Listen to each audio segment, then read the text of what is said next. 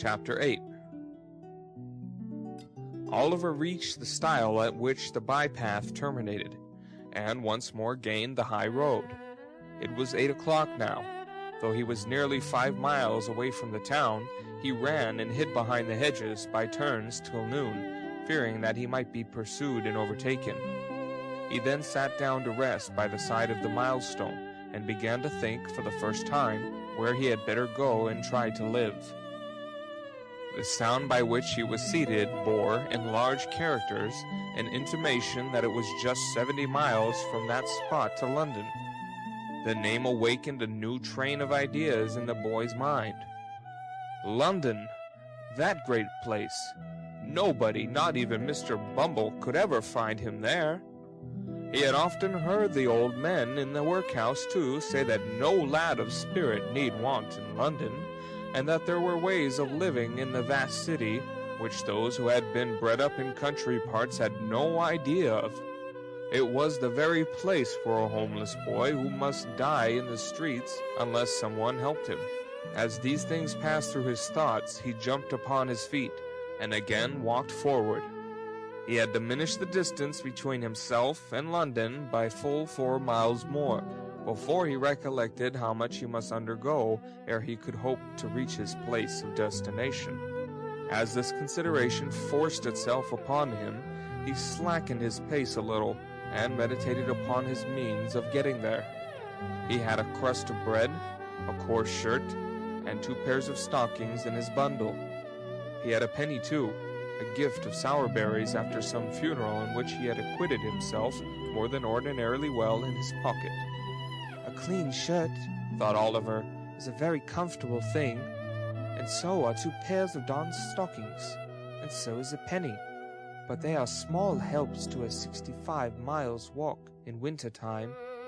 But Oliver's thoughts, like those of other people, although they were extremely ready and active to point out his difficulties, were wholly at a loss to suggest any feasible mode of surmounting them. So, after a good deal of thinking to no particular purpose, he changed his little bundle over to the other shoulder and trudged on.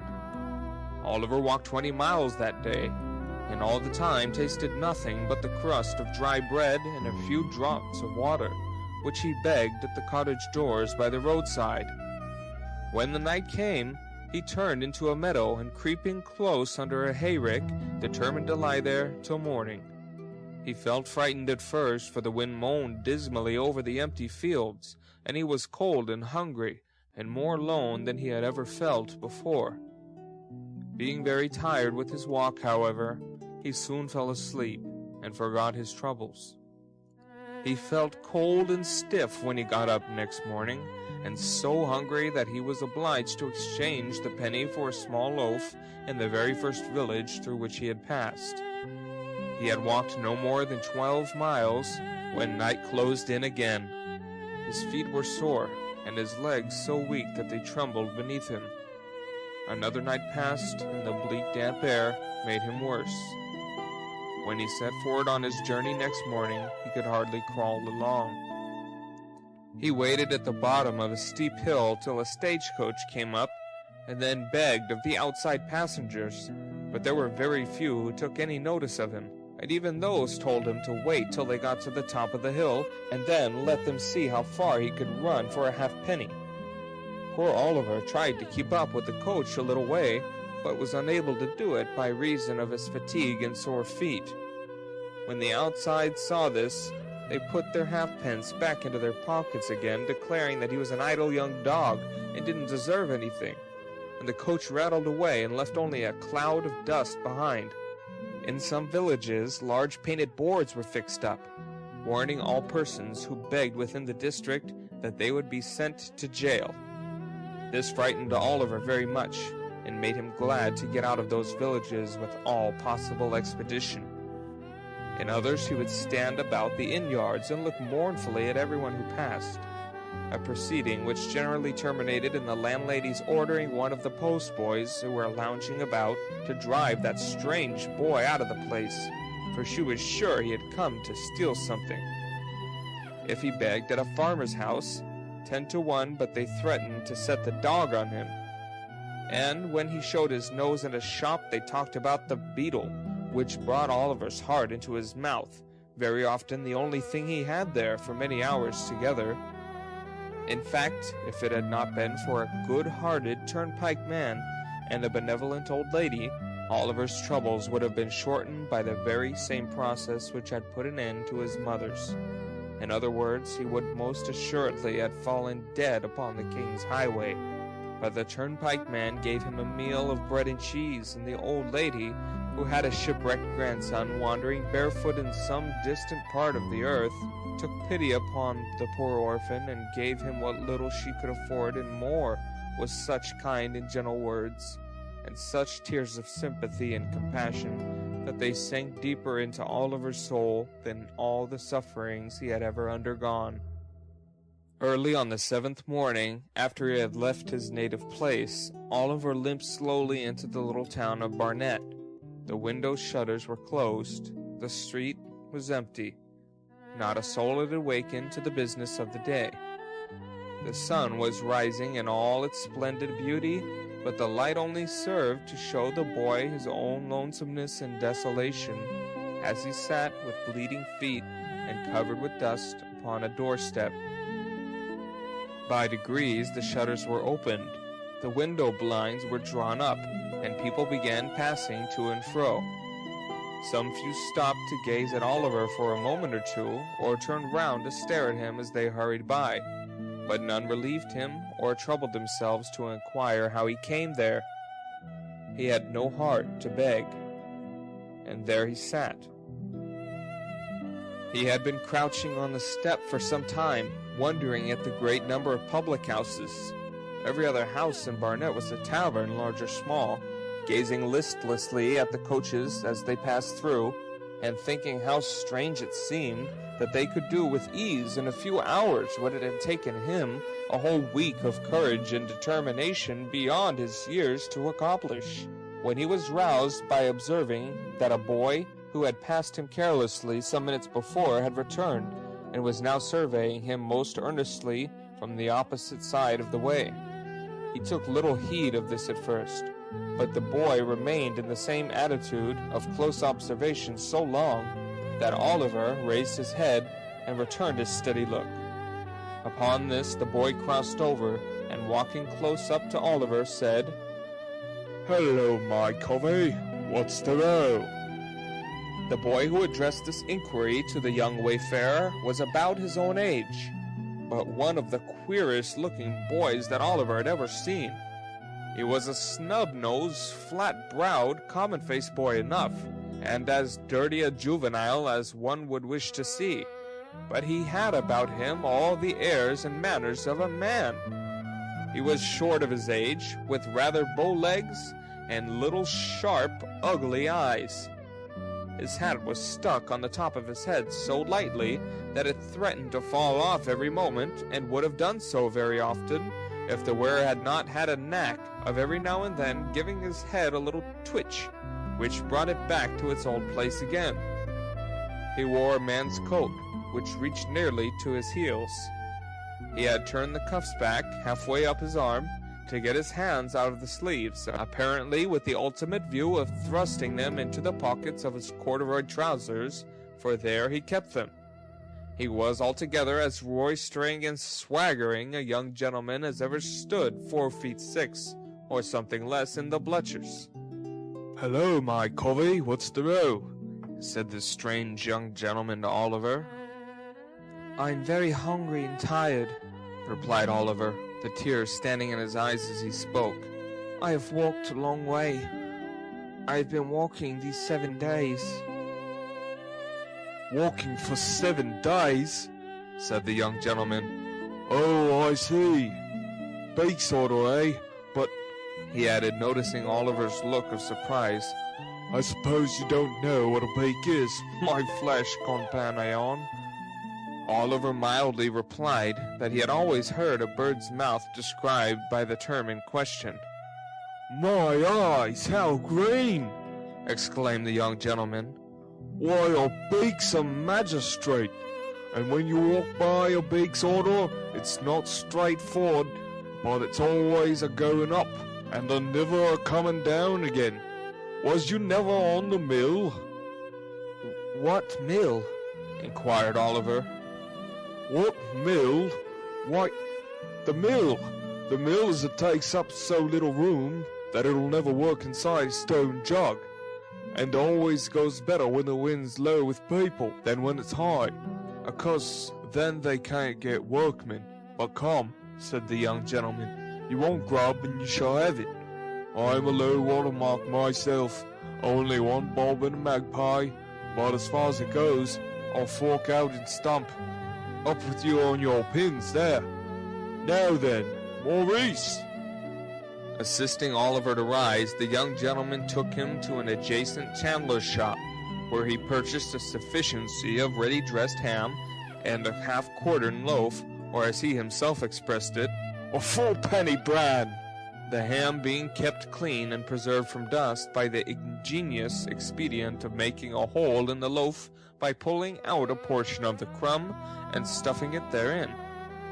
Taking the bread under his arm, the young gentleman turned into a small public house and led the way to a tap room in the rear of the premises. Here a pot of beer was brought in, by direction of the mysterious youth, and Oliver, falling to at his new friend's bidding, made a long and hearty meal, during the process of which the strange boy eyed him from time to time with great attention. "Going to London?" said this strange boy, when Oliver had at length concluded. "Yes." "Got any lodgings?" "No." "Money?" "No." The strange boy whistled and put his arm into his pockets, as far as the big coat sleeves would let them go. "Do you live in London?" inquired Oliver. "Yes, I do, when I'm at home," replied the boy. "I suppose you want some place to sleep in tonight, don't you?" "I do indeed," answered Oliver. "I have not slept under a roof since I left the country." "Don't fetch your eyelids on that score," said the young gentleman. "I've got to be in London tonight, and I know a respectable old gentleman as lives there, what'll give you lodgings for nothing, and never ask for the change. That is, if any gentleman he knows introduces you. And don't he know me? Oh no, not in the least. By no means, certainly not." The young gentleman smiled as if to intimate that the latter fragments of discourse were playfully ironical, and finished the beer as he did so. This unexpected offer of shelter was too tempting to be resisted, especially as it was immediately followed up by the assurance that the old gentleman referred to would doubtless provide Oliver with a comfortable place without loss of time. This led to a more friendly and confidential dialogue, from which Oliver discovered that his friend's name was Jack Dawkins, and that he was a particular pet and protege of the elderly gentleman before mentioned.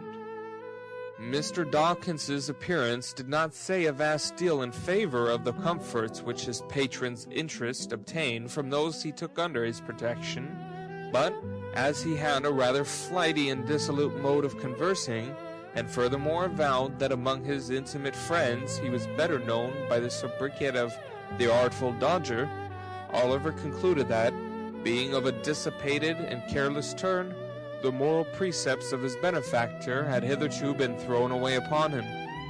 Under this impression he secretly resolved to cultivate the good opinion of the old gentleman as quickly as possible, and, if he found the Dodger incorrigible, as he more than half expected he should, to decline the honor of his farther acquaintance. As John Dawkins objected to their entering London before nightfall, it was nearly 11 o'clock when they reached the turnpike at Islington. They crossed from the Angel into St. John's Road, struck down the small street which terminates at Sadler's Wells Theatre, through Exmouth Street and Coppice Row, down the little court by the side of the workhouse, across the classic ground which once bore the name of Hockey in the Hole, thence into Little Saffron Hill, and so into Saffron Hill the Great, along which the Dodger scudded at a rapid pace, directing Oliver to follow close at his heels. Although Oliver had enough to occupy his attention in keeping sight of his leader, he could not help bestowing a few hasty glances on either side of the way as he passed along. A dirtier or more wretched place he had never seen. The street was very narrow and muddy, and the air was impregnated with filthy odors. There were a good many small shops, but the only stock in trade appeared to be heaps of children, who, even at that time of night, were crawling in and out of the doors, or screaming from the inside. The sole places that seemed to prosper amid the general blight of this place were the public houses, and in them the lowest orders of Irish were wrangling with might and main. Covered ways and yards, which here and there diverged from the main street, disclosed little knots of houses where drunken men and women were positively wallowing in filth, and from several of the doorways great ill-looking fellows were cautiously emerging, bound to all appearance on no very well-disposed or harmless errands. Oliver was just considering whether he hadn't better run away when they reached the bottom of the hill. His conductor, catching him by the arm, pushed open the door of a house near Field Lane, and drawing him into the passage, closed it behind them. "Now then," cried a voice from below, in reply to a whistle from the Dodger. "Plumie and Slam," was the reply. This seemed to be some watchword or signal that all was right, for the light of a feeble candle gleamed on the wall at the remote end of the passage, and a man's face peeped out, from which a balustrade of the old kitchen staircase had been broken away. "There's two of you," said the man, thrusting the candle farther out and shielding his eyes with his hands. "Who's t'other one?" "A new pal," replied Jack Dawkins, pulling Oliver forward. "Where did he come from?" "Greenland. Is Fagin upstairs?" "Yes, he's sorting the wipes. Up with you." The candle was drawn back, and the face disappeared. Oliver, groping his way with one hand and having the other firmly grasped by his companion, ascended with much difficulty the dark and broken stairs, which his conductor mounted with an ease and expedition that showed he was well acquainted with them. He threw open the door of the back room, and drew Oliver in after him. The walls and ceiling of the room were perfectly black with age and dirt. There was a deal table before the fire, upon which were a candle stuck in a ginger beer bottle, 2 or 3 pewter pots, a loaf and butter, and a plate. In a frying pan which was on the fire, and which was secured to the mantel shelf by a string, some sausages were cooking, and standing over them, with a toasting fork in his hand, was a very old, shriveled Jew, whose villainous-looking and repulsive face was obscured by a quantity of matted red hair. He was dressed in a greasy flannel gown with his throat bare, and seemed to be dividing his attention between the frying pan and the clothes horse, over which a great number of silk handkerchiefs were hanging. Several rough beds made of old sacks were huddled side by side on the floor. Seated round the table were 4 or 5 boys, none older than the Dodger, smoking long clay pipes and drinking spirits with the air of middle-aged men. These all crowded about their associate as he whispered a few words to the Jew, and then turned round and grinned at Oliver. So did the Jew himself, toasting fork in hand. "Well, very glad to see you, Oliver. Very," said the Jew. "Dodger, take off the sausages and draw a tub near the fire for Oliver. Ah, you're staring at the pocket handkerchiefs. Hey, my dear, there are a good many of them, ain't there? We've just looked 'em out. Ready for the wash. That's all, Oliver. That's all. Ha ha ha!" The latter part of his speech was hailed by a boisterous shout from all the hopeful pupils of the merry old gentleman, in the midst of which they went to supper. Oliver ate his share, and the Jew then mixed him a glass of hot gin and water, telling him he must drink it off directly because another gentleman wanted the tumbler. Oliver did as he was desired. Immediately afterward, he felt himself gently lifted on to one of the sacks. Then he sunk into a deep sleep. End of Chapter 8. Chapter 9. It was late next morning when Oliver awoke from a sound, long sleep. There was no other person in the room but the old Jew, who was boiling some coffee in a saucepan for breakfast, and whistling softly to himself as he stirred it round and round with an iron spoon. He would stop every now and then to listen when there was the least noise below, and when he had satisfied himself, he would go on whistling and stirring again, as before. Although Oliver had roused himself from sleep, he was not thoroughly awake. There is a drowsy state between sleeping and waking, when you dream more in 5 minutes with your eyes half open, and yourself half conscious of everything that's passing around you, than you would in 5 nights with your eyes fast closed, and your senses wrapped in perfect unconsciousness. At such time a mortal knows just enough of what his mind is doing to form some glimmering conception of its mighty powers, its bounding from earth and spurning space and time, when freed from the restraint of its corporeal associate. Oliver was precisely in this condition. He saw the Jew with his half-closed eyes, heard his low whistling, and recognized the sound of the spoon grating against the saucepan's sides, and yet the self-same senses were mentally engaged, at the same time in busy action with almost everybody he had ever known. When the coffee was done, the Jew drew the saucepan to the hob. Standing then in an irresolute attitude for a few minutes, as if he did not well know how to employ himself, he turned round and looked at Oliver, and called him by his name. He did not answer, and was to all appearances asleep. After satisfying himself upon this head, the Jew stepped gently to the door, which he fastened, then drew forth, as it seemed to Oliver from some trap in the floor, a small box, which he placed carefully on the table. His eyes glistened as he raised the lid and looked in. Dragging an old chair to the table, he sat down, and took from it a magnificent gold watch sparkling with jewels. "Aha!" said the Jew, shrugging up his shoulders and distorting every feature with a hideous grin. "Clever dogs, clever dogs! Staunch to the last! Never told the old parson where they were, never poached upon old Fagin. Why should they? It wouldn't have never loosed the knot, or kept the drop up a minute longer. No, no, no, fine fellows, fine fellows." With these, and other muttered reflections of the like nature, the Jew once more deposited the watch in its place of safety. At least half a dozen more were severally drawn forth from the same box, and surveyed with equal pleasure, besides rings, brooches, bracelets, and other articles of jewelry of such magnificent materials and costly workmanship that Oliver had no idea even of their names. Having replaced these trinkets, the Jew took out another, so small that it lay in the palm of his hand. There seemed to be some very minute inscription on it, for the Jew laid it flat upon the table, and shading it with his hand, pored over it, long and earnestly. At length he put it down, as if despairing of success, and, leaning back in his chair, muttered, "What a fine thing capital punishment is! Dead men never repent.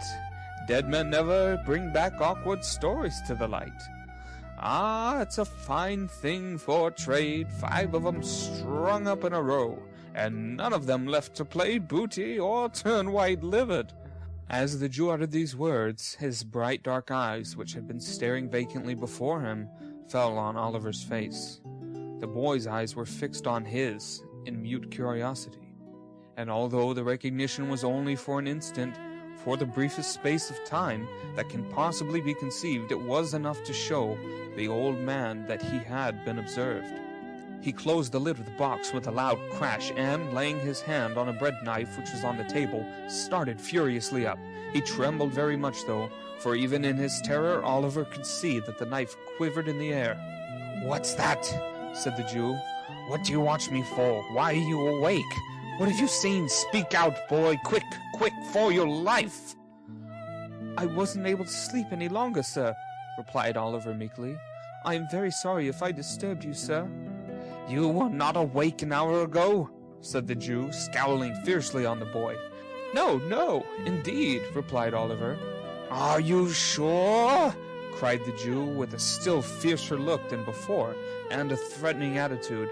"Upon my word, I was not, sir," replied Oliver earnestly. "I was not indeed, sir."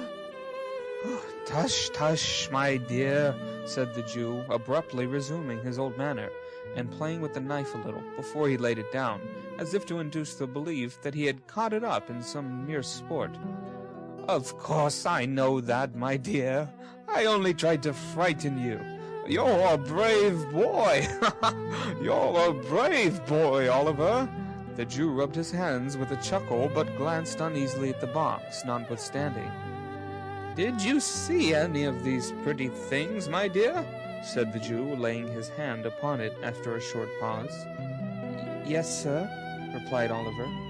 "Ah," said the Jew, turning rather pale, They're mine, Oliver, my little property, all I have to live upon in my old age. The folks call me a miser, my dear, only a miser, that's all." Oliver thought the old gentleman must be a decided miser to live in such a dirty place with so many watches, but thinking that perhaps his fondness for the Dodger and the other boys cost him a good deal of money, he only cast a deferential look at the Jew, and asked if he might get up. "Certainly, certainly, my dear," replied the old gentleman. "Stay! There's a pitcher of water in the corner by the door. Bring it here, and I'll give you a basin to wash in, my dear." Oliver got up, walked across the room, and stooped for an instant to raise the pitcher. When he turned his head, the box was gone. He had scarcely washed himself and made everything tidy by emptying the basin out of the window, agreeably to the Jew's directions, when the Dodger returned, accompanied by a very sprightly young friend, whom Oliver had seen smoking on the previous night, and who was now formally introduced to him as Charley Bates. The four sat down to breakfast on the coffee and some hot rolls and ham which the Dodger had brought home in the crown of his hat.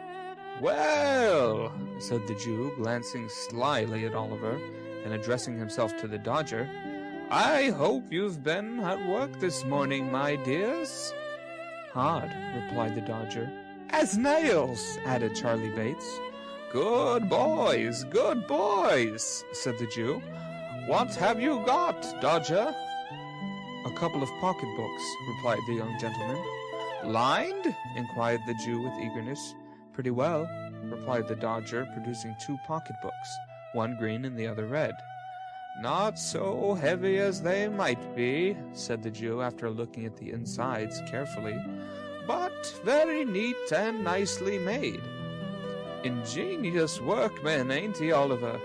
"Very indeed, sir," said Oliver, at which Mr. Charles Bates laughed uproariously, very much to the amazement of Oliver, who saw nothing to laugh at in anything that had passed.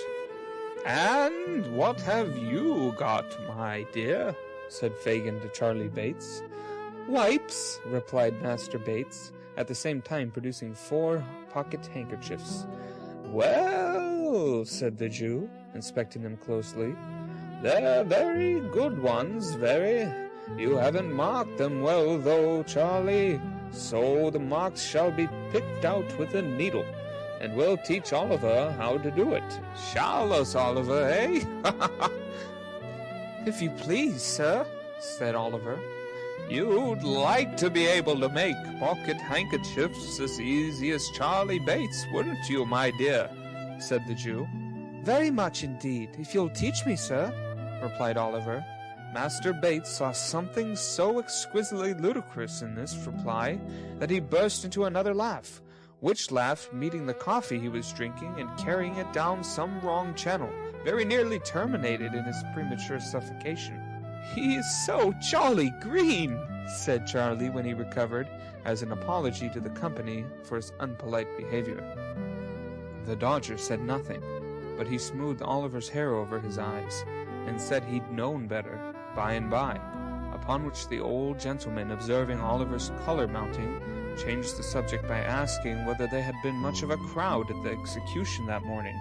This made him wonder more and more, for it was plain from the replies of the 2 boys that they had both been there, and Oliver naturally wondered how they could possibly have found time to be so very industrious. When the breakfast was cleared away, the merry old gentleman and the two boys played at a very curious and uncommon game, which was performed in this way.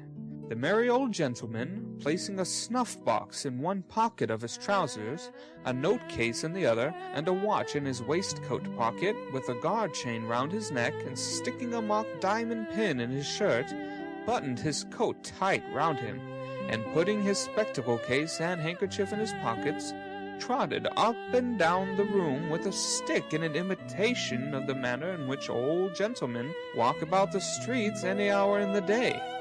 Sometimes he stopped at the fireplace, and sometimes at the door, making believe that he was staring with all his might into shop windows. At such times he would look constantly round him for fear of thieves, and would keep slapping all his pockets in turn, to see that he hadn't lost anything, in such a very funny and natural manner that Oliver laughed till tears ran down his face. All this time the two boys followed him closely about, getting out of his sight so nimbly every time he turned around that it was impossible to follow their motions. At last the Dodger trod upon his toes or ran upon his boot accidentally, while Charley Bates stumbled up against him behind, and in that one moment they took from him with the most extraordinary rapidity snuff-box, note-case, watch-guard, chain, shirt-pin, pocket-handkerchief, even the spectacle-case. If the old gentleman felt a hand in any of his pockets, he cried out where it was, and the game began all over again.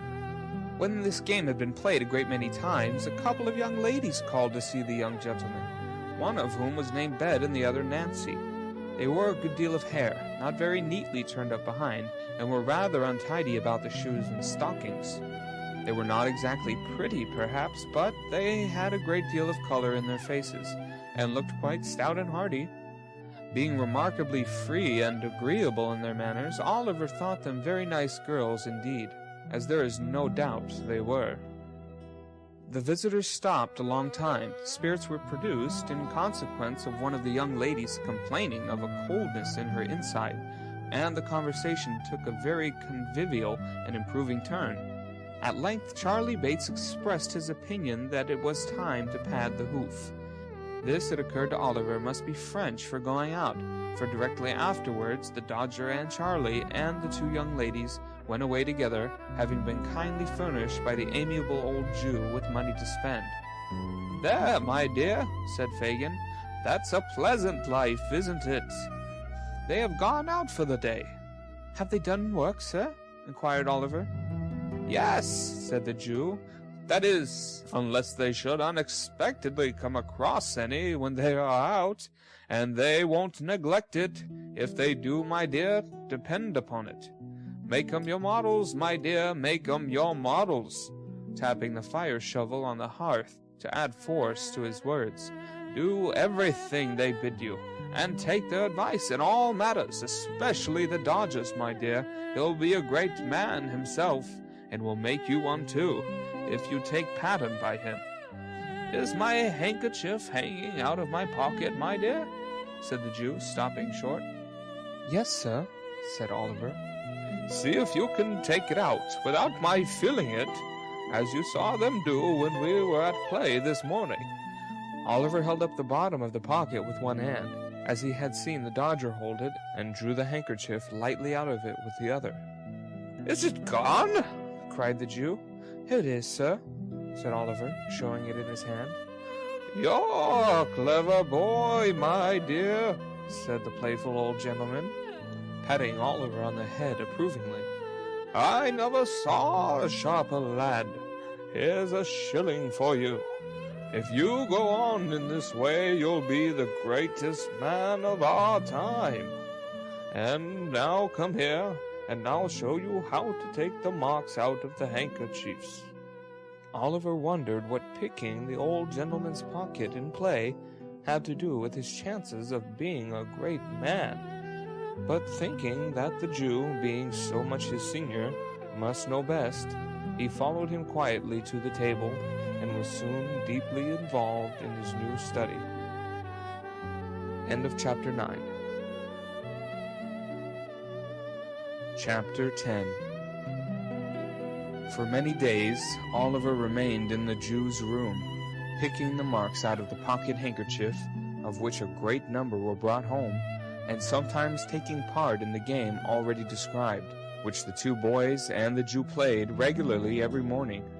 At length he began to languish for fresh air, and took many occasions of earnestly entreating the old gentleman to allow him to go out to work with his two companions. Oliver was rendered the more anxious to be actively employed by what he had seen of the stern morality of the old gentleman's character. Whenever the Dodger or Charley Bates came home at night empty-handed, he would expatiate with great vehemence on the misery of idle and lazy habits, and would enforce upon them the necessity of an active life by sending them supperless to bed. On one occasion, indeed, he even went so far as to knock them both down a flight of stairs, but this was carrying out his virtuous precepts to an unusual extent. At length, one morning, Oliver obtained the permission he had so eagerly sought. There had been no handkerchiefs to work upon for 2 or 3 days, and the dinners had been rather meager. Perhaps these were reasons for the old gentleman's giving his assent, but whether they were or no, he told Oliver he might go, and placed him under the joint guardianship of Charley Bates and his friend the Dodger. The 3 boys sallied out, the Dodger with his coat sleeves tucked up and his hat cocked as usual, Master Bates sauntering along with his hands in his pockets, and Oliver between them, wondering where they were going and what branch of manufacture he would be instructed in first. The pace at which they went was a very lazy, ill-looking saunter, that Oliver soon began to think his companions were going to deceive the old gentleman by not going to work at all. The Dodger had a vicious propensity, too, of pulling the caps from the heads of small boys and tossing them down areas, while Charley Bates exhibited some very loose notions concerning the rights of property, by pilfering divers apples and onions from the stalls at the kennel sides, and thrusting them into his pockets, which were so surprisingly capacious that they seemed to undermine his whole suit of clothes in every direction. These things looked so bad that Oliver was on the point of declaring his intention of seeking his way back in the best way he could, when his thoughts were suddenly directed into another channel by a very mysterious change of the behavior on part of the Dodger. They were just emerging from a narrow court not far from the open square in Clerkenwell, which is yet called, by some strange perversion of terms, the Green, when the Dodger made a sudden stop, and, laying his finger on his lip, drew his companions back again, with the greatest caution and circumspection. "What's the matter?" demanded Oliver. "Hush," replied the Dodger. "Do you see that old cove at the bookstall?" "The old gentleman over the way?" said Oliver. "Yes, I see him." "He'll do," said the Dodger. "A prime plant," observed Master Charley Bates. Oliver looked from one to the other with the greatest surprise, but he was not permitted to make any inquiries, for the 2 boys walked stealthily across the road and slunk close behind the old gentleman towards whom his attention had been directed. Oliver walked a few paces after them, and, not knowing whether to advance or retire, stood looking on in silent amazement. The old gentleman was a very respectable-looking personage, with a powdered head and gold spectacles. He was dressed in a bottle-green coat and a black velvet collar, wore white trousers, and carried a smart bamboo cane under his arm. He had taken up a book from the stall, and there he stood, reading away, as hard as if he were in his elbow-chair in his own study. It is very possible that he fancied himself there indeed, for it was plain from his abstraction that he saw not the bookstall, nor the street, nor the boys, nor, in short, anything but the book itself, which he was reading straight through, turning over leaf when he got to the bottom of the page, beginning at the top line of the next one, and going regularly on, with the greatest interest and eagerness. What was Oliver's horror and alarm as he stood a few paces off, looking on with his eyelids as wide open as they would possibly go, to see the Dodger plunge his hand into the old gentleman's pocket and draw from thence a handkerchief, to see him hand the same to Charley Bates, and finally to behold them both running away round the corner at full speed. In an instant the whole mystery of the handkerchiefs, and the watches, and the jewels, and the Jew rushed upon the boy's mind. He stood for a moment with the blood so tingling through all his veins from terror that he felt as if he were in a burning fire. Then, confused and frightened, he took to his heels, and not knowing what he did, made off as fast as he could lay his feet to the ground. This was all done in a minute's space. In the very instant when Oliver began to run, the old gentleman, putting his hand to his pocket and missing the handkerchief, turned sharp round. Seeing the boy scudding away at such a rapid pace, he very naturally concluded him to be the depredator, and shouting, "Stop! Thief!" with all his might, made off after him, book in hand. But the old gentleman was not the only person who raised the hue and cry. The Dodger and Master Bates, unwilling to attract public attention by running down an open street, had merely retired into the very first doorway round the corner. They no sooner heard the cry and saw Oliver running than, guessing exactly how the matter stood, they issued forth with great promptitude, and shouting, "Stop, thief!" too, joined in the pursuit like good citizens. "Stop, thief! Stop, thief!" There is a magic in the sound. The tradesman leaves his counter, and the carman his wagon, and the butcher throws down his tray, the baker his basket, the milkman his pail, the errand boy his parcels, the schoolboy his marbles, the paviour his pickaxe, the child his battledore. Away they run, pell-mell, helter-skelter, slap-dash, tearing, yelling, screaming, knocking down the passengers as they turn the corners, rousing up the dogs and astonishing the fowls. The streets, squares, and courts re-echo with the sound. "Stop! Thief! Stop! Thief!" The cry is taken up by 100 voices, and the crowd accumulate at every turning. Away they fly, splashing through the mud and rattling along the pavements. Up go the windows, outrun the people. Onward bear the mob, a whole audience, desert punch in the very thickest of the plot. And joining the rushing throng, swell the shout and lend fresh vigor to the cry. "Stop, thief! Stop, thief! Stop, thief! Stop, thief!" There is a passion for hunting something deeply implanted in the human breast. One wretched breathless child, panting with exhaustion, terror in his looks, agony in his eyes, large drops of perspiration streaming down his face, strains every nerve to make head upon his pursuers, and as they follow on his track and gain upon him in every instant, they hail his decreasing strength with joy. "Stop, thief!" Aye, stop him for God's sake, were it only in mercy. Stopped at last. A clever blow, he is down upon the pavement, and the crowd eagerly gather round him, each newcomer jostling and struggling with the others to catch a glimpse. "Give him a little air!" "Nonsense, he don't deserve it!" "Where's the gentleman?" "Here he is, coming down the street." "Make room for the gentleman. Is this the boy, sir?"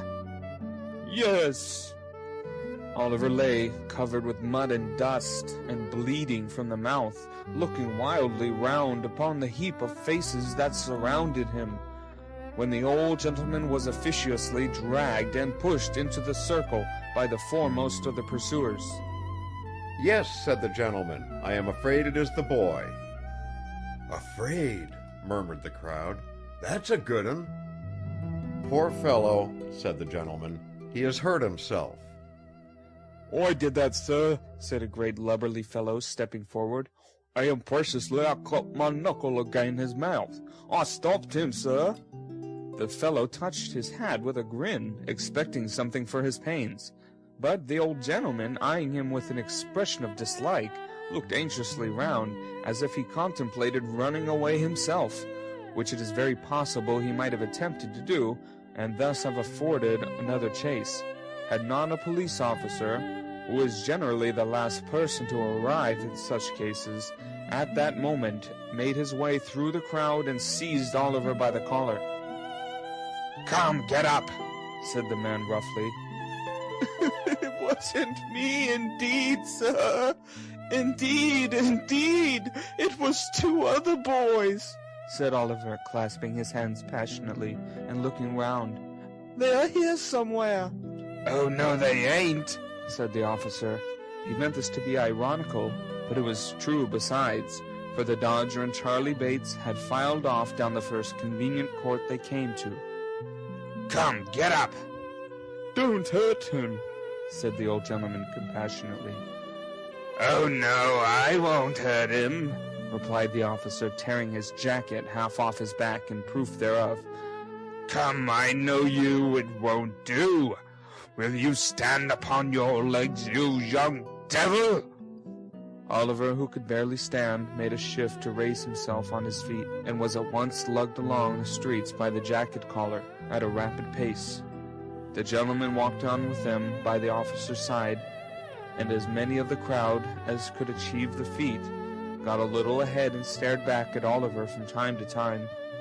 The boys shouted in triumph, and on they went.